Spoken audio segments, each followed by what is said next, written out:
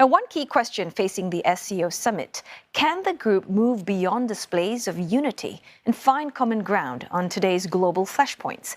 Deborah Wong with a report. What started as the Shanghai Five in 1996 between China, Russia and 3 Central Asian nations to manage military trust in border regions has doubled in strength to become today's Shanghai Cooperation Organization. The 10 members now include 4 of the world's top nuclear powers and are spread across Central, South Asia and the Middle East. This year, Southeast Asian leaders from Indonesia and Malaysia will be at the summit, drawn by closer trade ties with China. But observers say they are expected to be cautious, wary of a forum dominated by Beijing and Moscow. China is also set to push again for an SCO development bank, a plan stalled since 2010 over Russia's concerns. With Western sanctions biting, support may grow. Still, analysts doubt there will be progress, pointing to existing platforms like the New Development Bank and the Asian Infrastructure Investment Bank.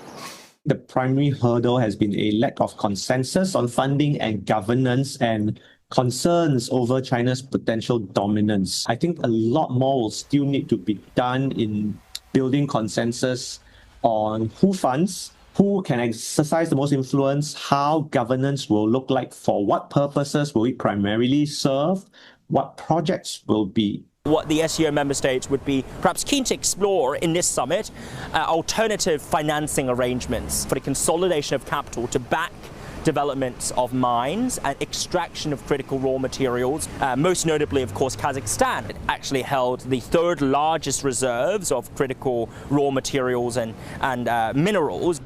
The SCO operates by consensus, but divisions run deep, making it hard to push agreements through. Barely just 3 months ago, India refused to sign a defense statement, saying it favored Pakistan after border clashes flared again between them earlier this year.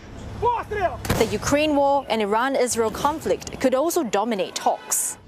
Amid the spectrum of geopolitical variables, one message is clear: China views itself as a catalyst to foster dialogue. 中国坚持把上合组织作为新形势下周边外交的优先事项，面对何去何从的选择，超越了文明冲突、冷战思维、零和博弈等陈旧过时观念的上海精神。 历久弥坚，更显价值。 We shouldn't harbour the expectations that this is going to be a panacea or a kumbaya solution to all the problems and tensions that exist in a bloc. What it can do, at the very least, is to provide a space in which these grievances can be aired and talked about in a manner that's free of interference from, say, less geopolitically aligned actors, including but not limited to, of course, in this case, the USA and also select members of the global north. On that front, analysts say studying the bilateral meets expected during the summit could offer more insight on the bloc's efficacy. For the first time since 2018, Indian Prime Minister Narendra Modi will visit China after years of strained ties, signaling shifting global tides. India's pivot comes after the US refused to lower tariff rates on the South Asian giant.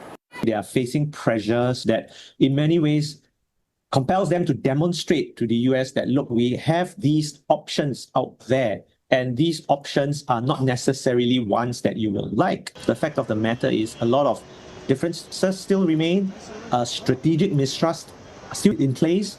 The high-level visits are a good sign, but I will watch out for any progress and movement on the border issue, the frequency of high-level meetings at the political level, at the working level, and certainly with defense officials. New Delhi is looking east, global alliances are shifting, and Beijing is rolling out the red carpet. This is the largest SCO meeting since the group was founded, perhaps a nod to China's leadership as a viable alternative to the West. Deborah Wong, CNA, Shenzhen.